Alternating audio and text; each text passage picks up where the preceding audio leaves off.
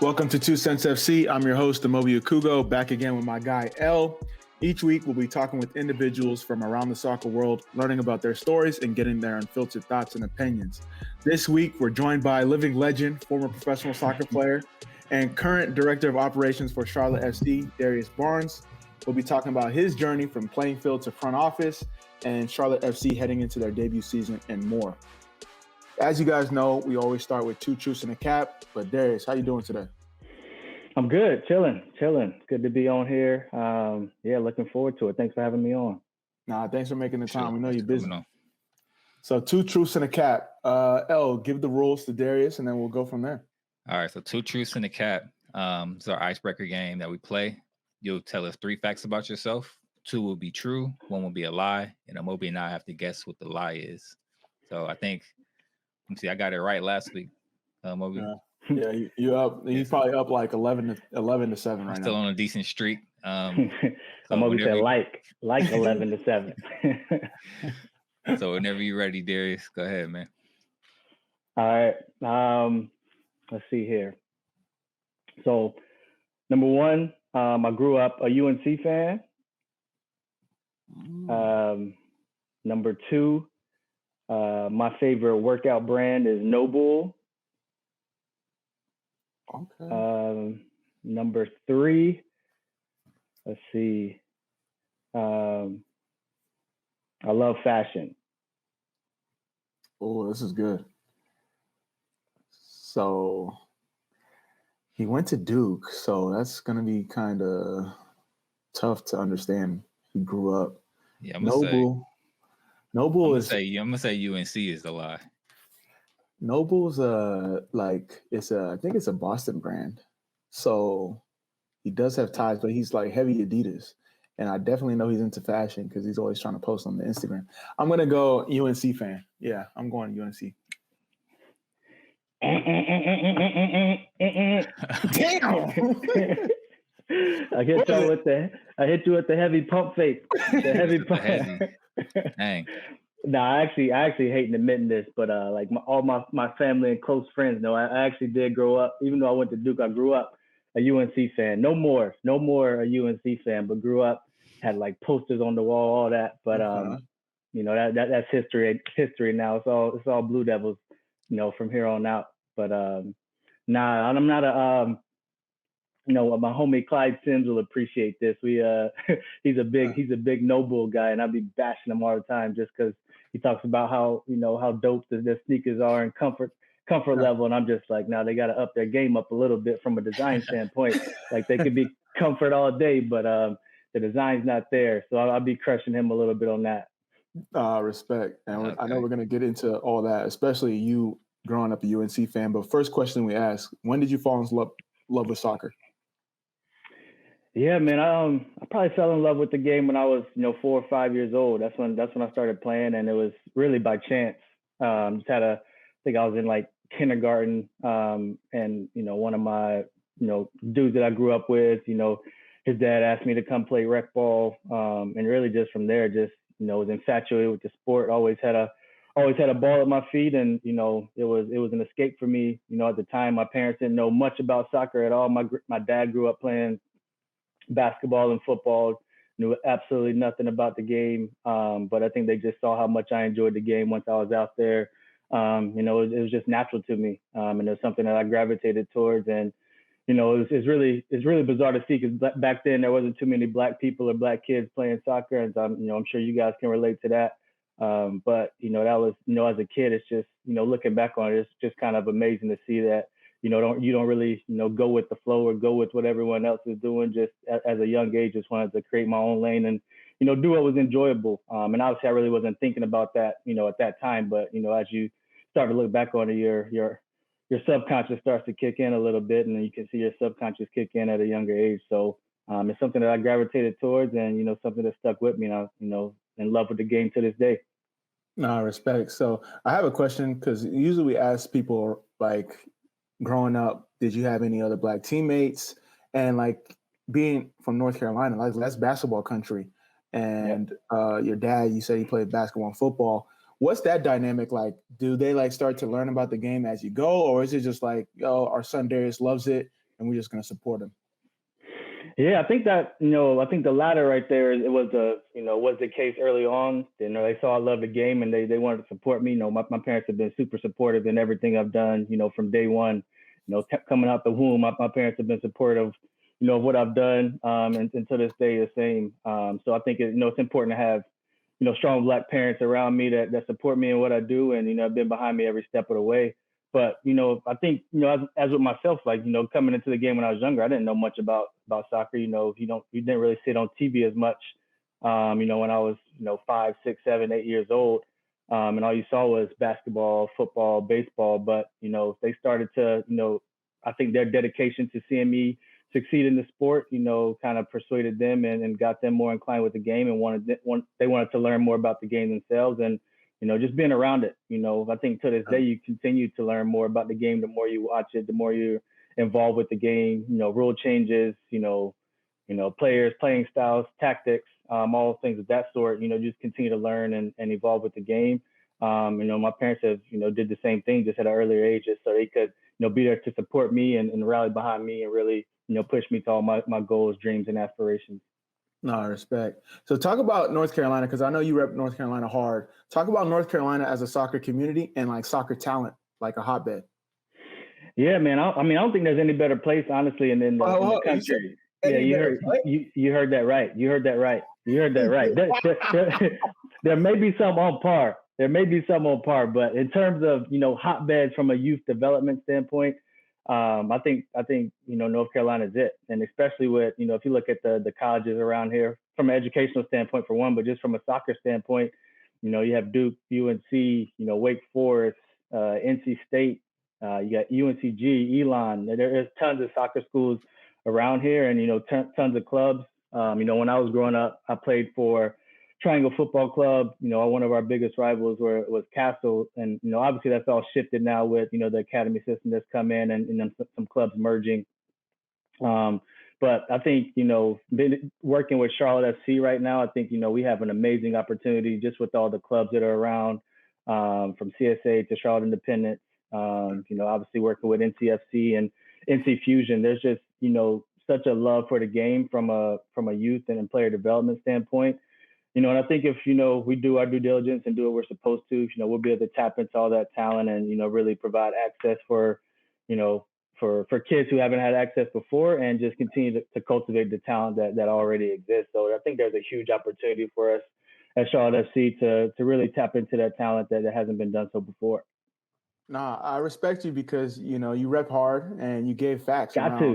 You gave facts around your statement. I will say, North Carolina has the top youth soccer fields known to like always fresh soccer fields. That's why the NCAA tournament is there like every other year.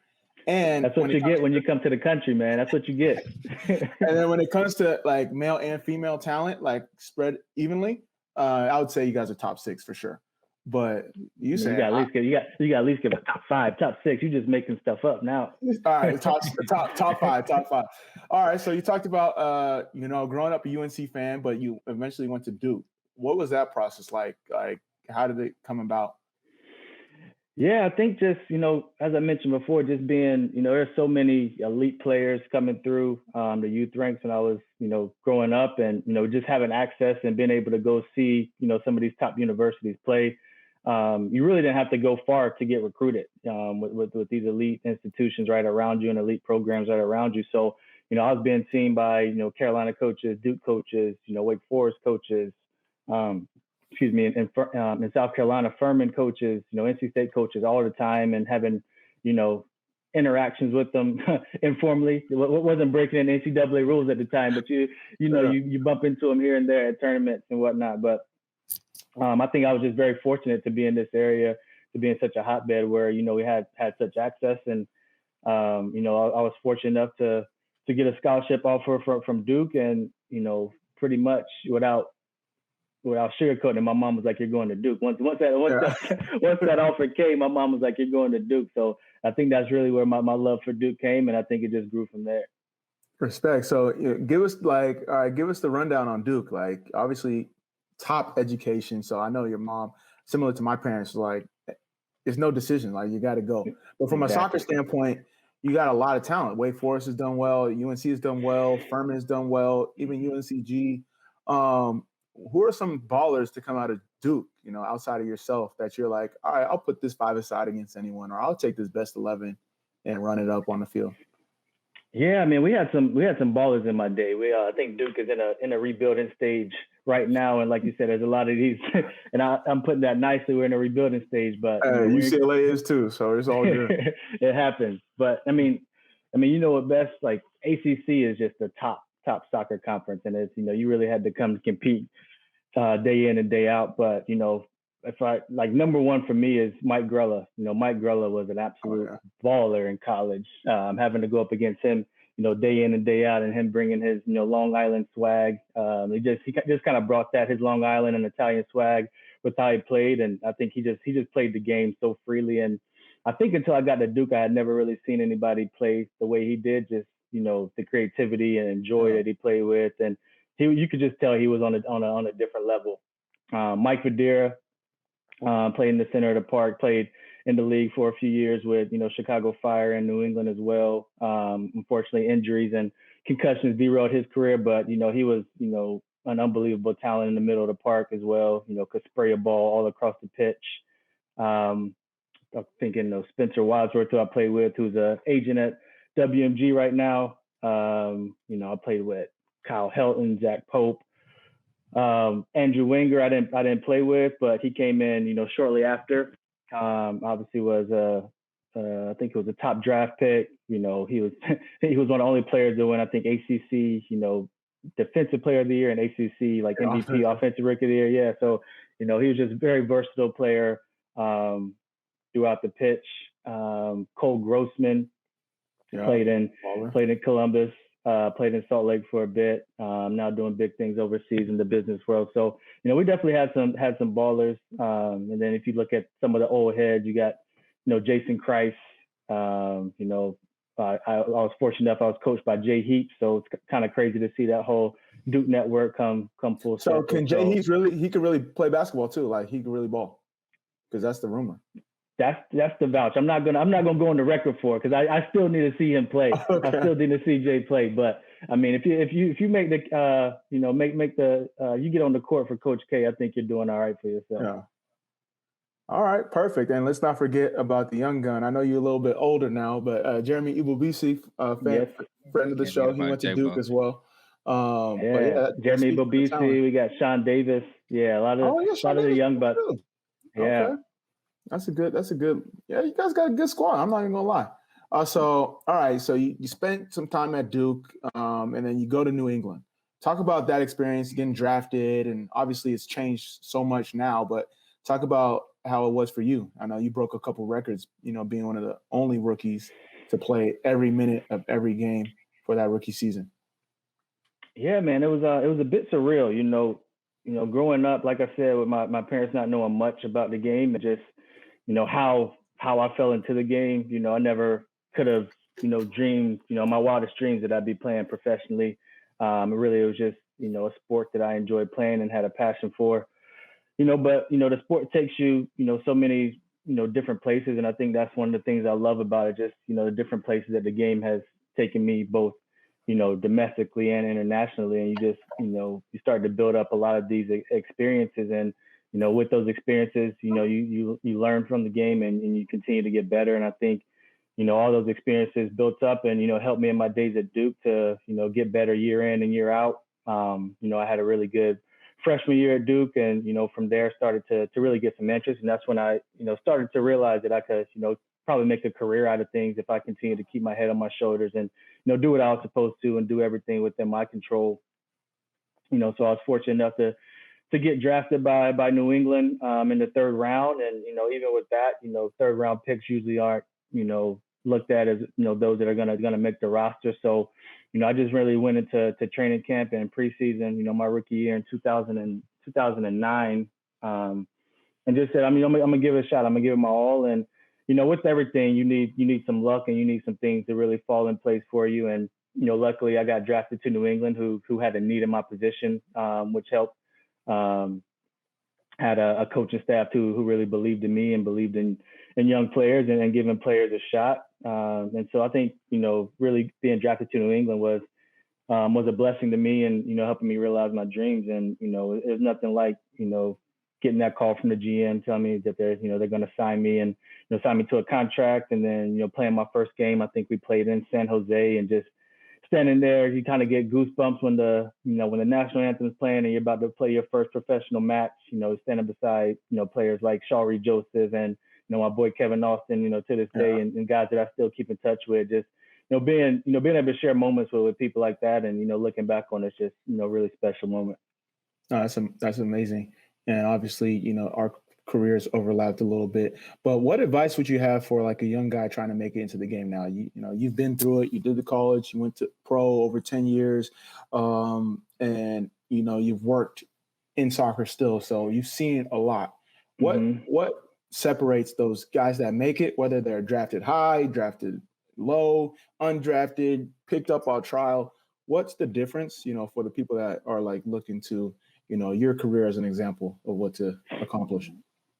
Yeah, I think for me, I think you gotta enjoy the grind and respect the grind at the same time. You have to, you gotta let things run its course, and you kind of gotta take the bull by the horns as well. You can't just because you were the top player at youth, you're going to be the top player in college. Doesn't necessarily mean you're going to be the top player in pros. And I think I took that attitude, understanding that I had work to do once. Just because I got drafted didn't mean that I was going to automatically get a contract. And so just kind of taking it step by step and not really biting off more than you can chew, and really just enjoying it at the same time. Just take it a day at a time and enjoy the process. And I think if you enjoy the process and not kind of prospect too far out, I really think you're going to have a better chance of being successful. And like I said, just taking each day and enjoying what the game is bringing you. Enjoy those tour days. Enjoy being in the weight room. Enjoy the time with your teammates. I think if you can find enjoyment in the good and the bad, you'll start to get better perspective, and you'll really start to weed out some of the cloudiness that gets in the way. As you start to embark on your professional or college journey or whatever that may be. That's true. Do you think it was that attitude and that mindset that helped you stand out as a rookie?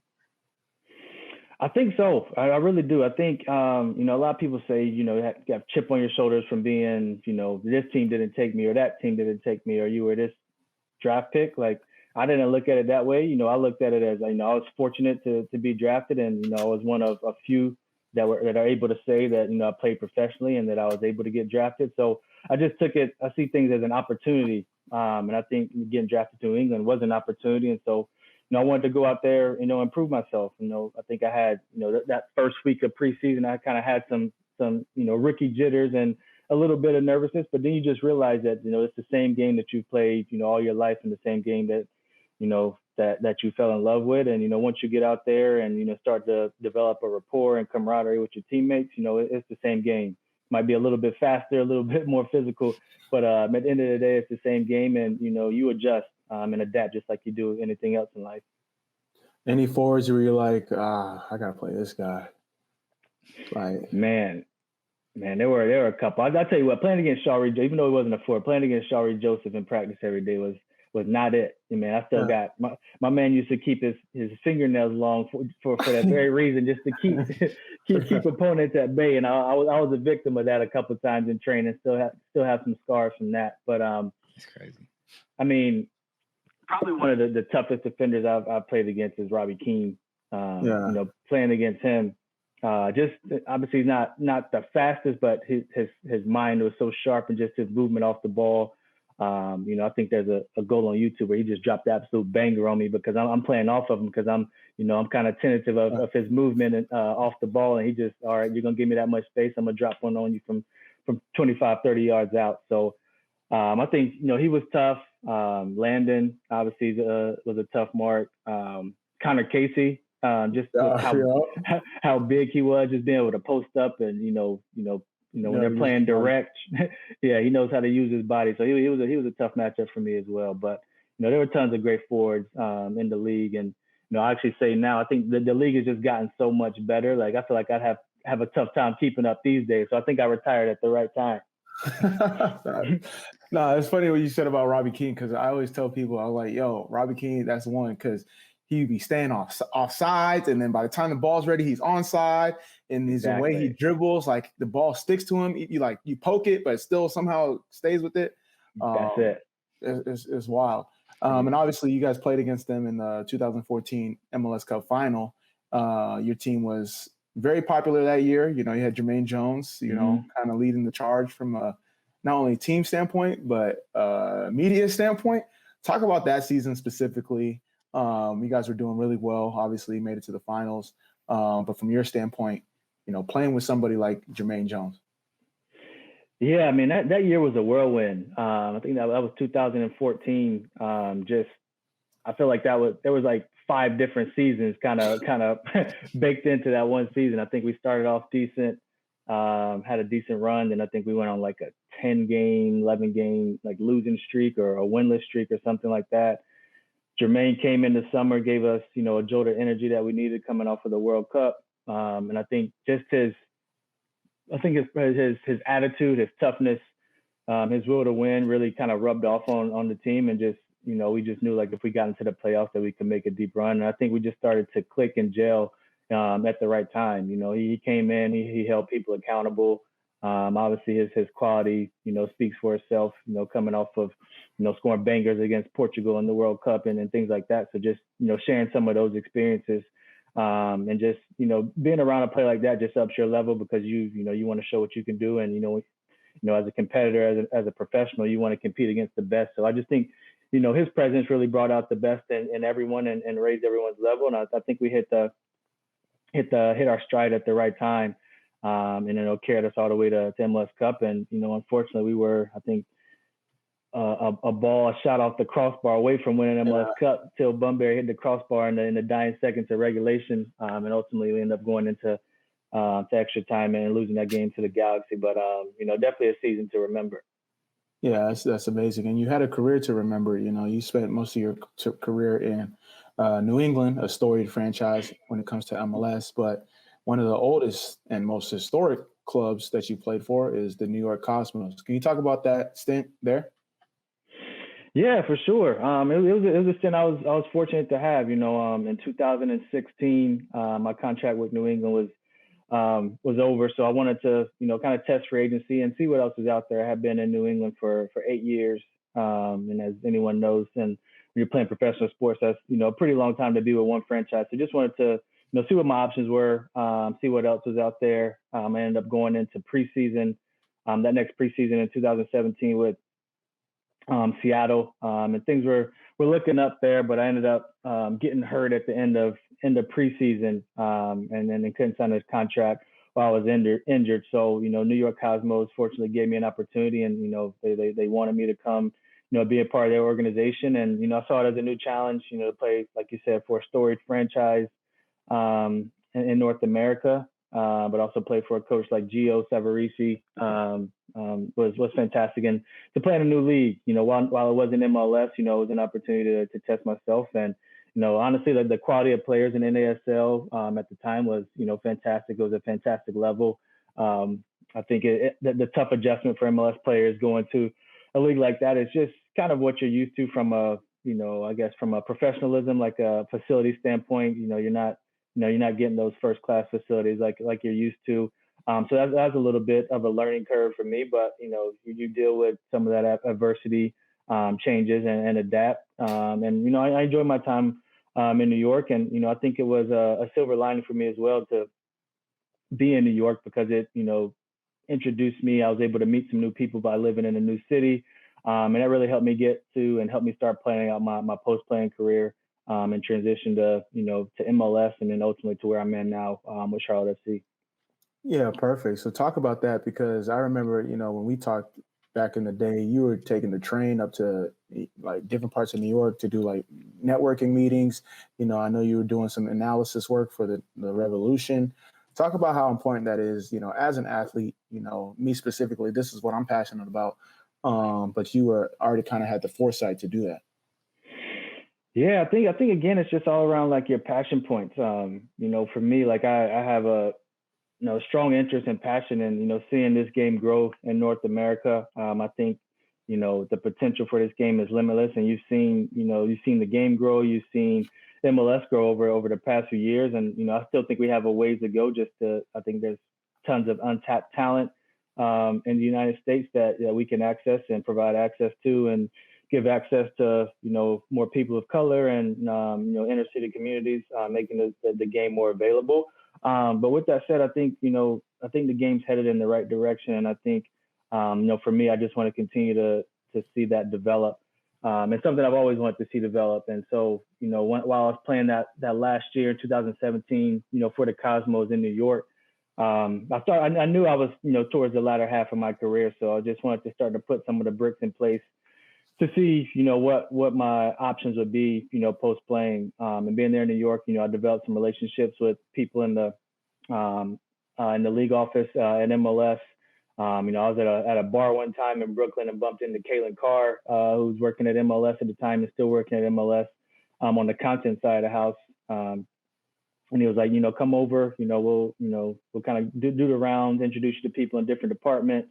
One of my mentors, Gary Stevenson, who's the deputy commissioner and president of business ventures at MLS as well. So had a couple meetings with him, and really just doing everything I could to meet new people. I was doing things inside and outside of soccer. I was meeting with people at there's a creative agency called RGA, met with someone in investment banking, and just really wanted to kind of put myself out there to see where my interests lie. But everything ultimately came back to soccer.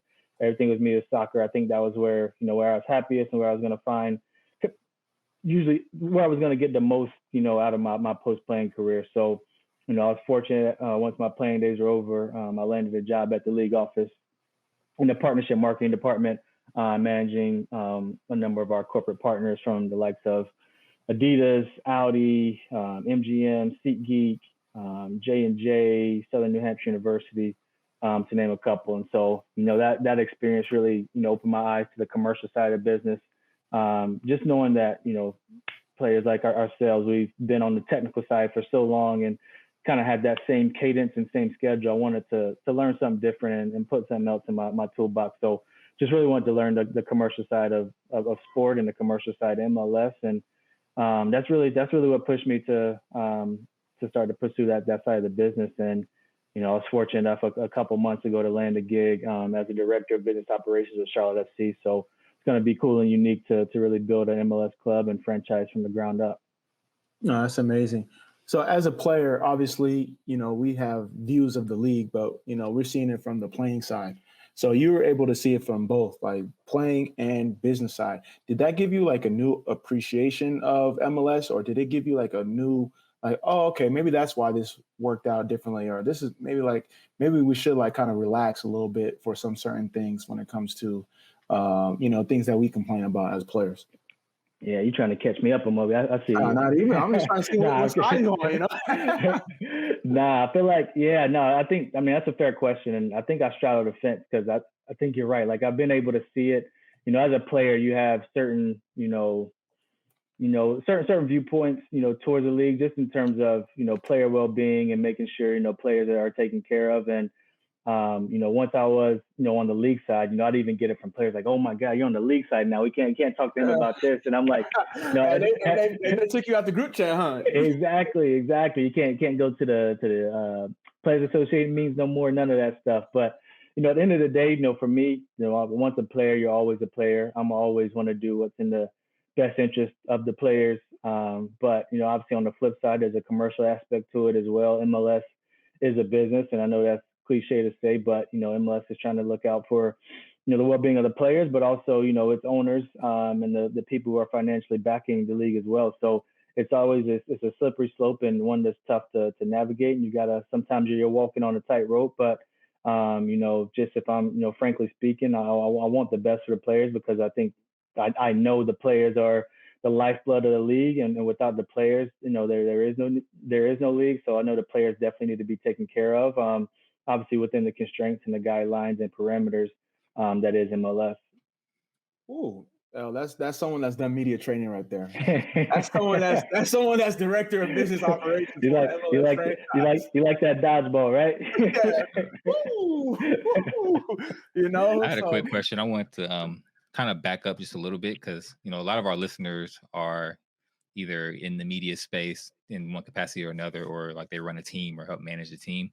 From the partnership side, can you kind of give us an idea of like what leagues and what I guess teams are looking for when it comes to partnering with them, whether it be media or offering your services or what have you?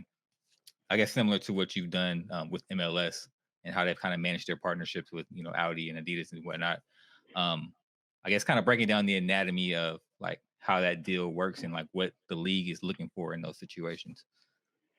Yeah, well, it's really just about, finding common goals and objectives. Obviously, as a brand, when you attach to a league, you want, you want to attach to, like these brands want to attach themselves to MLS's fan base. They saw MLS demographic as one that they could, as a vehicle to market towards. And obviously, when MLS is attached and associated with some of these larger brands, it gives the league, better rapport, better, the marketing, branding, exposure, just being able to attach into their engagement and their channels worldwide. So it gives the league, exposure, outside of just, MLS's channels. But, with MLS just being such a young league, exciting league, where MLS is trying to be, innovative, progressive, and really be on the front foot. And a lot of these brands are, thinking the same things. You just see how times have changed, and society these days are very much touch and go, and even how we're consuming content these days. Brands are very savvy and cognizant of this, and I think MLS, we're able to take some chances because we're not a league that's been around for hundreds of years. MLS is 26 years young right now, so being able to kind of push the bar, being able to take chances, take some risks. I think a lot of brands do appreciate that. And obviously with that, there comes some pitfalls, there comes some, their successes and failures, but I do think brands can respect that and know that MLS is really trying to organically, push the envelope a little bit and do new things. And I think another thing about MLS is just, in soccer in general, is just like the fan culture. I think a lot of brands, they understand, or they see that the fan culture is different than what you get from an NBA or NFL or NHL, and they enjoy that, and they see how fans engage with the sport. And brands love that fan engagement. They love, how involved our fans are with their clubs and with the league. And I think that's something enticing, and that's something that brands can really promote and rally around. no, that's what it's all about. Do you have like a favorite moment, like a favorite partnership deal that has been done? I know your closet's full of Adidas gear, but is there anything that like come to mind during your time with MLS from the business side?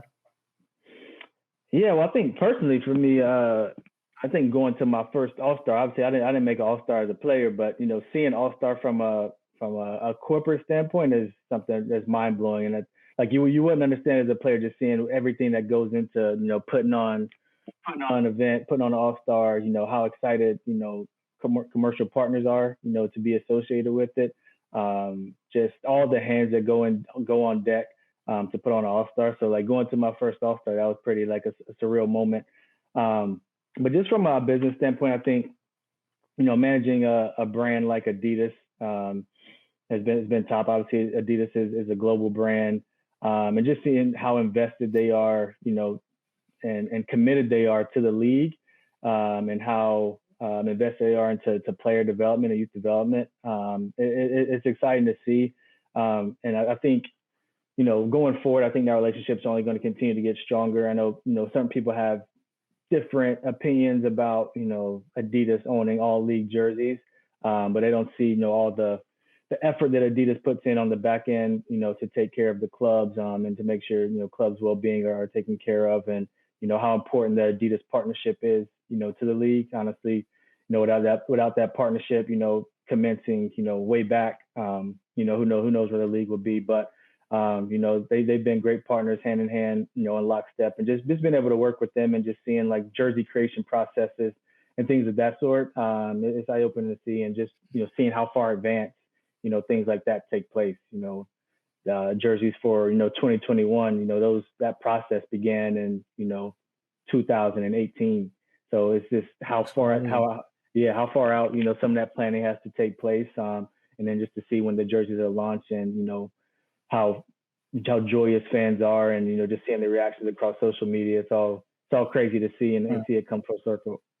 So 3 years to fumble the bag on some of these jerseys. No, I'm just playing. It depends on the club. It depends on the club.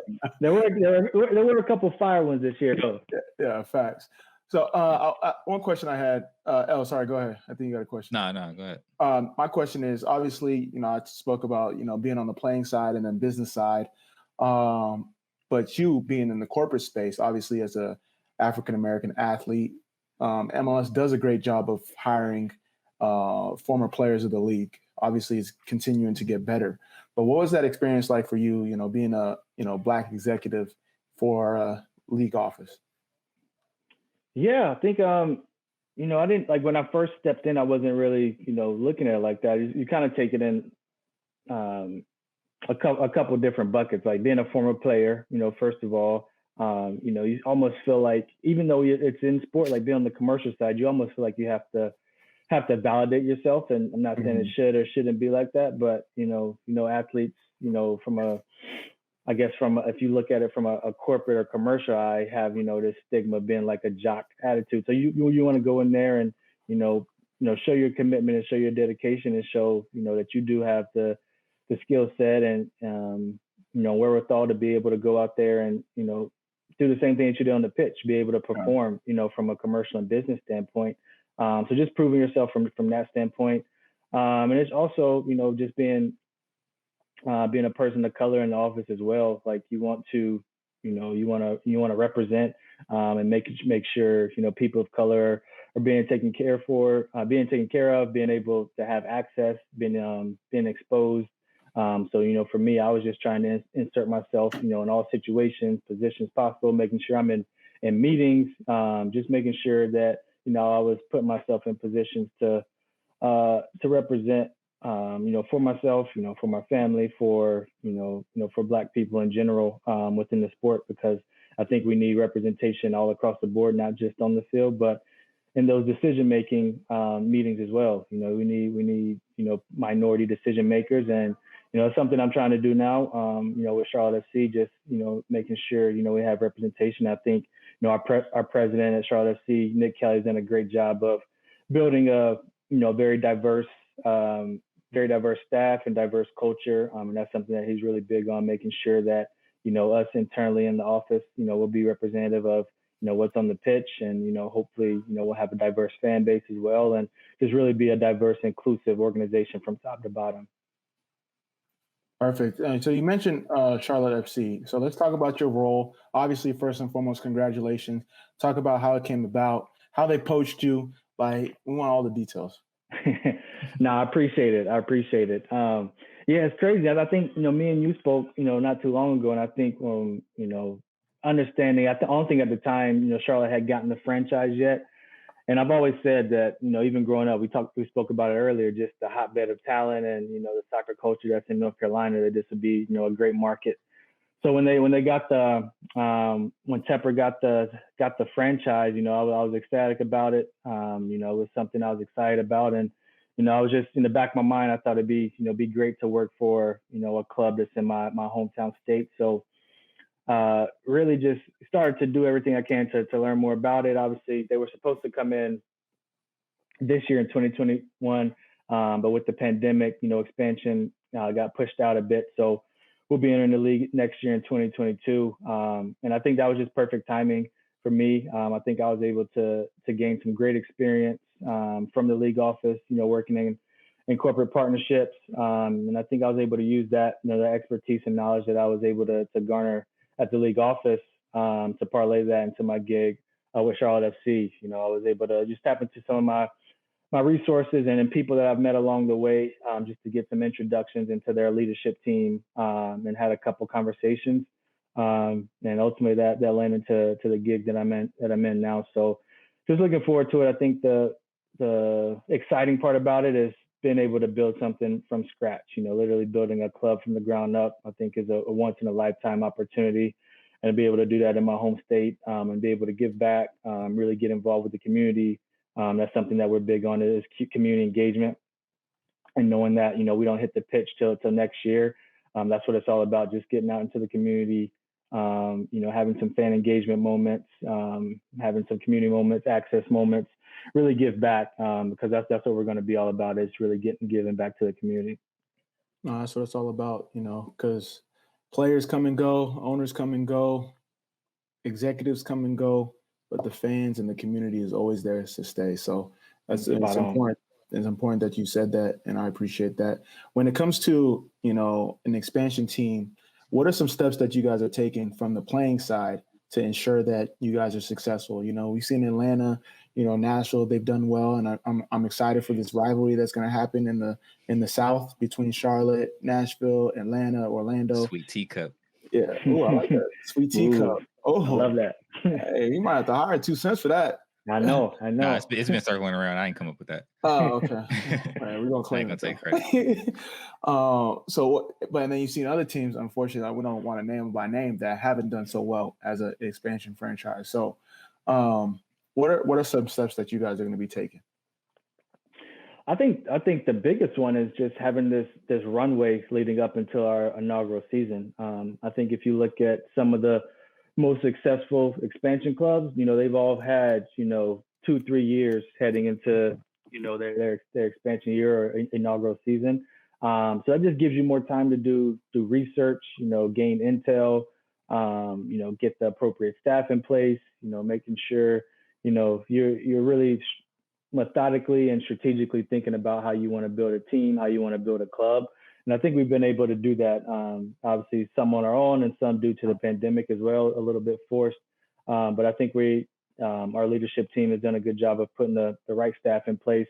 Like I said, our president, Nick Kelly, has done an amazing job just, engaging with fans, engaging with the community. But on the technical side, Zoran, he's done an amazing job just, signing a few players. I think we have 4 players signed right now, and, he's been able to sign me, so he ain't doing a great job. we got to bring you in on trial mode. We got to bring you in.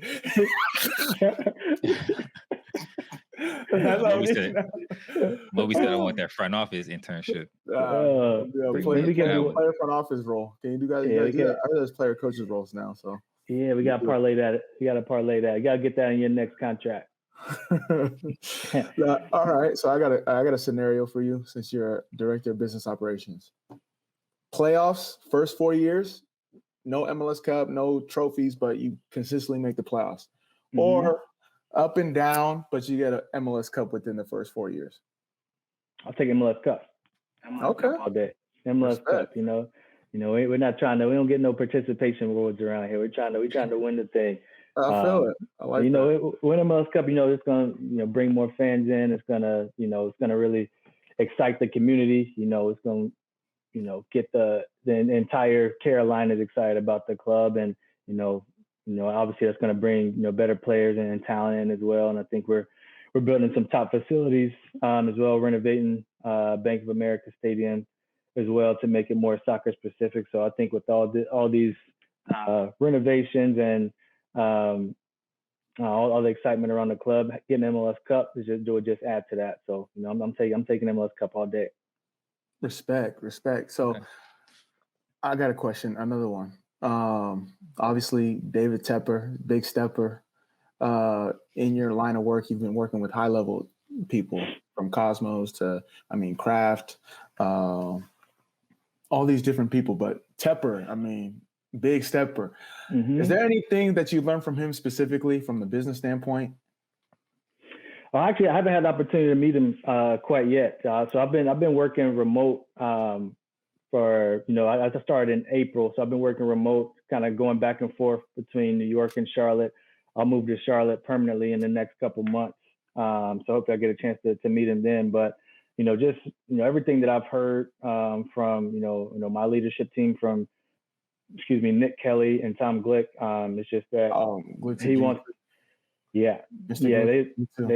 they want to win. They want to win. They want to do it the right way. We have ambitious goals from both the a technical and competitive standpoint. Obviously, first year we want to put a product on the field that's going to compete right away. That's going to make the playoffs and make a run. For a championship in those first couple of years. But also from a commercial standpoint, we have high goals. We want to engage and partner with brands that want to elevate and grow with us, and reach these new heights with us, and be part of the party. So we're excited about it. No, that's what it's all about. What steps are you taking to? And you talked about community. What steps are you taking to engage the Black community? Are we going to see like a young Darrius Barnes on the squad from Charlotte, from Raleigh, from Cary that is playing for Charlotte FC? Yeah, I mean, we need players better than me. I tell you that. We need players better than me. No, but yeah, I think that's the thing we're doing. We're obviously we're getting partners on board. We're getting in the community. We're building mini pitches. We're creating partnerships with youth organizations all across the Carolinas. We want no part of the Carolinas to be untapped, and so that's a huge passion of mine. A passion point of mine is to making sure players and kids that look like me, that look like us, know about Charlotte FC and know about what we're doing. Have opportunities for them to come to the games. Have opportunities for them to be involved with our academy. Just making sure if there's an opportunity that they know about it, and at that point it's a choice for them. But at least they have that choice to make and make sure that the choice is there. So that's something that I'm going to be heavily involved in, making sure access and we're in it as inclusive as can be, and that's definitely one of our principles is to be as diverse and inclusive as possible. Like I said, from top to bottom. So we're hitting different events. I don't know if you've been following Charlotte FC. We've been highlighting small businesses in the Charlotte area as well. A lot of small Black-owned businesses. So not even just from a technical standpoint, from a commercial standpoint, making sure we're helping, knowing that we have the back of our community, especially coming out of this tough time in the pandemic over the last 15 months. No, that's what it's all about, and I'm excited to see what you guys start cooking up and continue to cook up. Obviously, you've played in the league, you've worked for the league. Now you're working with the MLS franchise. When do you think, or who do you think has the potential to be like that next superstar? And what are some ways that we can tap into like that culture that you see from the NFL, from the NBA? You talk about your love for fashion. You stay tapped in from a culture standpoint. How can we get that in MLS? And who do you think like carries that torch? Yeah, I mean, I just think we just need to continue to tell our stories. I think we need to, I think you're starting to see, you got these content publishers like, Players Tribune and Bleacher Report, Complex.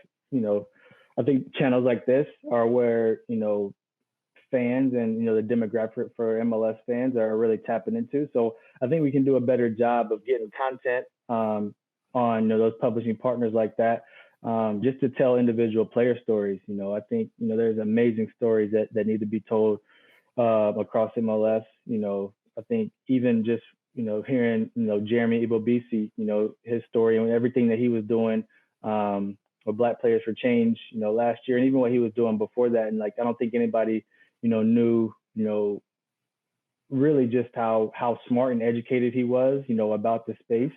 And so just I think getting some of these publishers and distribution companies involved with the game, I think is something that's going to really expand the reach of our players in MLS and really be able to capture more fans, because MLS and soccer obviously is a global game, and so being able to tell these stories far and out, I think it's only gonna help the sport and help the league grow.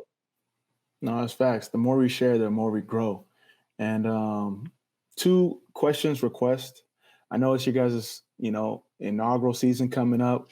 I would love if there was like a Hard Knocks type, all in, all or nothing type docu-series collaborated with 2 Cents Sports situation type going.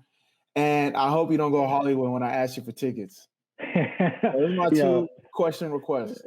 Never. First of all, never Hollywood. You my man, $1,000 grand. I got you. Anytime you're in the Queen City, let me know. Okay, respect. Let me know. We'll go grab some North Carolina barbecue. Yeah, I'm a little closer, so I'll probably hit you up before he would, though. Let's go. Where do you rank North Carolina barbecue? Because we had discussions about pizza. Shout out to our boy TJ. Shout out to Soccer Hooligans. They were arguing about New York versus Detroit for Chicago pizza, but North Carolina barbecue, where do you rank it versus Texas, like Kansas City, Memphis? It is top. It is top.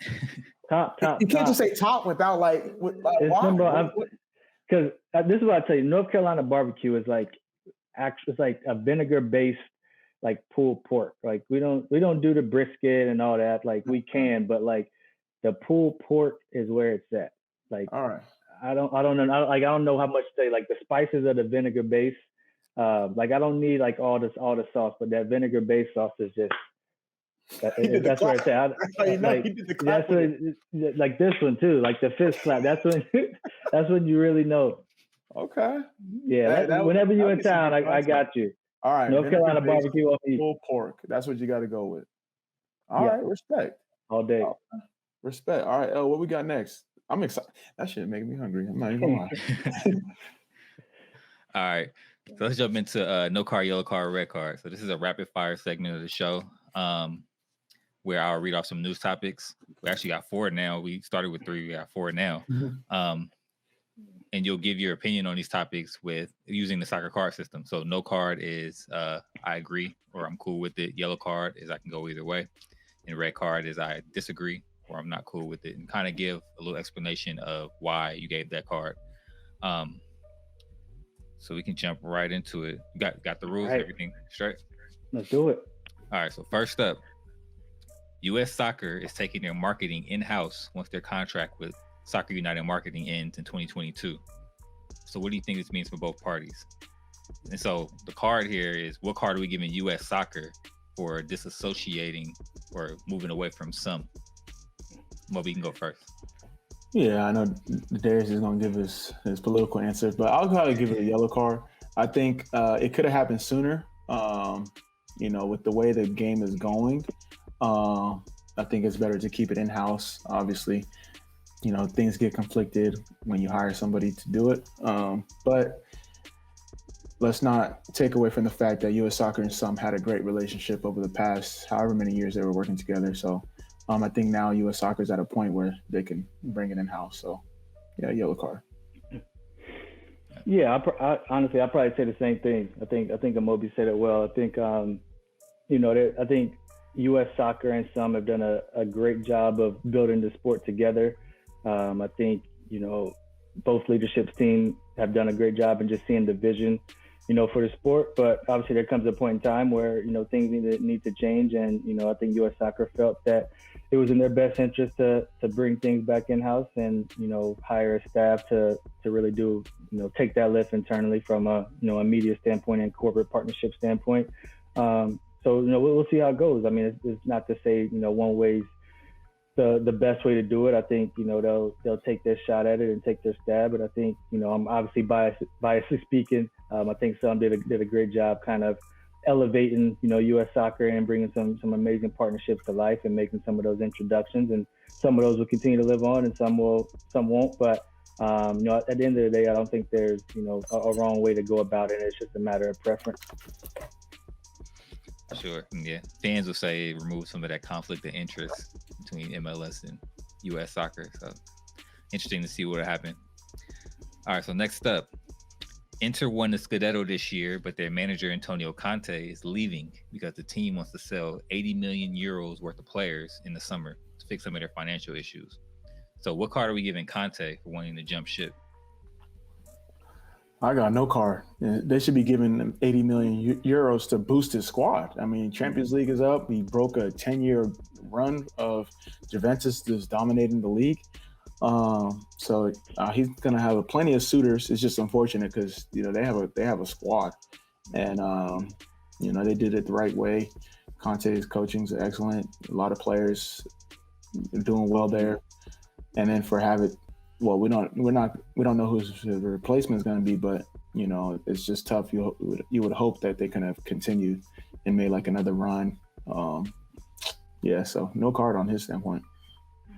Yeah, I'm gonna say no card as well. I think, it's unfortunate to see the impact that the pandemic has had. Obviously, you see the impact that it's had on, a lot of smaller clubs, but even the impact it's having on some of these, larger traditional clubs as well. I think, I think Conte came in, and he did what he does. He came in, had a way of playing, and I think he was able to rally that group around.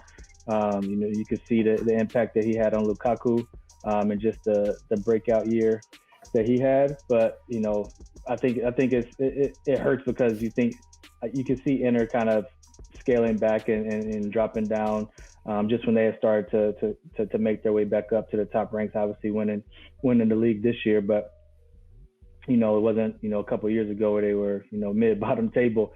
So to have a big club like that, have this financial crisis right now, just as they start to reach back to the pinnacle and to the the elite clubs in Serie A, I think it's tough to see. Okay. Hey, didn't Conte coach Chelsea at some point? Yeah, did a great job. Did he win the league with them? He won the league, and I think he won the FA Cup. So yeah. Okay. Cool.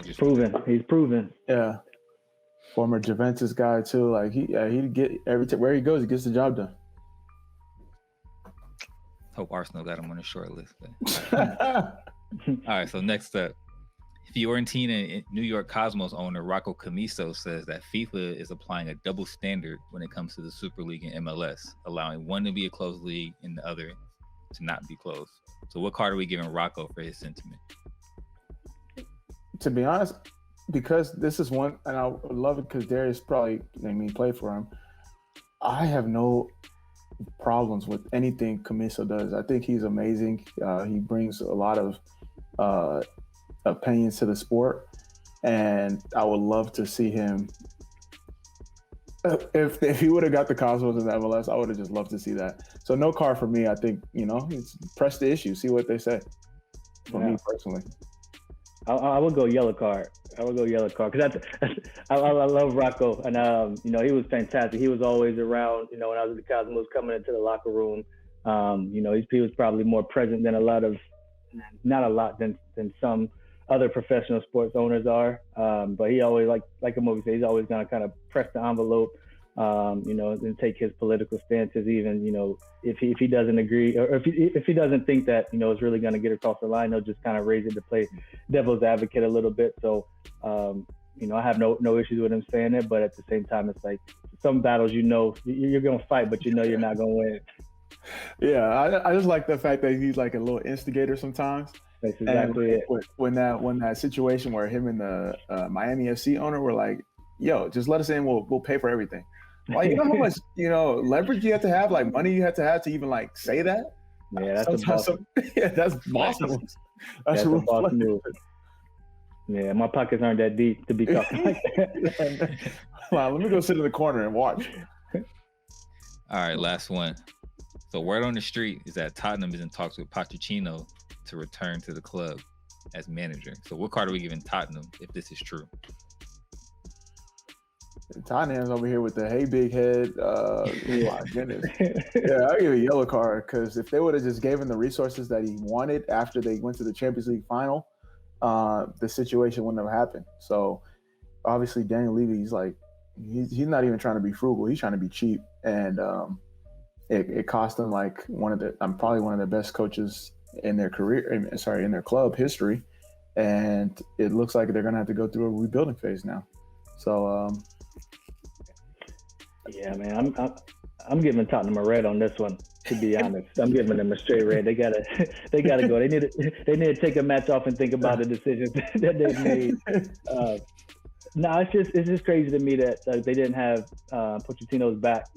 Coming, especially they had a rough go at it last year, but coming off of an appearance in the Champions League final, that's tough, and someone to really take a club to that heights with, obviously they have talent, but they're not on the talent level of a Man City or a Barcelona or Real, like some of the top clubs. And to see him go, and then they go and get Mourinho, and thinking the grass is gonna be greener elsewhere, and then to come back knocking just one manager later. I think that's bad taste and poor taste in my book. I think Poach should stay where he is with PSG. With all the talent that he has on that squad, I think he could do big things with that squad in a full season. Yeah, exactly. Do you think Poach would even consider coming back? No chance. No chance. Unless you got to give him the bag, like double whatever he's making right now. Yeah, new phone. That's interesting. Yeah, that's it for this week. No card, yellow card, red card. Yeah, so Darrius, thank you so much for tapping in with us. If anyone wants to connect with you or learn more about what you got going on with Charlotte FC, how can they do that? Yeah, man, I appreciate you guys having me on. Definitely was a great conversation. Anybody can hit me up at Darrius.Barnes at charlottefootballclub.com, Instagram, Twitter, D_Barnes25. Respect. And we're going to definitely hit you up about this vinegar-based pulled pork recipe or restaurants that we got to go to. Good luck to you as you guys embark on a new season. I, for one, am excited. I mean, the Queen City is very underrated. Y'all be having – we'll probably talk about that offline. It's like that. Yeah, it's like that. People know. NBA players, they'll sell you like Charlotte's one of their favorite away trips, and there's it's a sleeper city. We had a couple of sleeper cities in MLS too. That's true. I want people to actually I want to do like a whole series of like sleeper cities where road trips, like people. And for those that don't know, Darrius knows all the hot spots. Any road trip, Darrius knows all the hot spots. But we're not going to get into that today. So. No. Coming soon to 2Cents Sports. Keep our eye out. Yeah, we'll keep that on another segment. But that's our show for this week. Subscribe, rate, and review. It helps us get discovered. Follow us on all the socials at 2Cents FC. Check out our merch at 2centsports.shop. It helps the show. It helps support the show. Tweet us your comments on the show and any topics you want me or Elle to discuss. This week is Champions League. Go Chelsea. And we are out. What's up?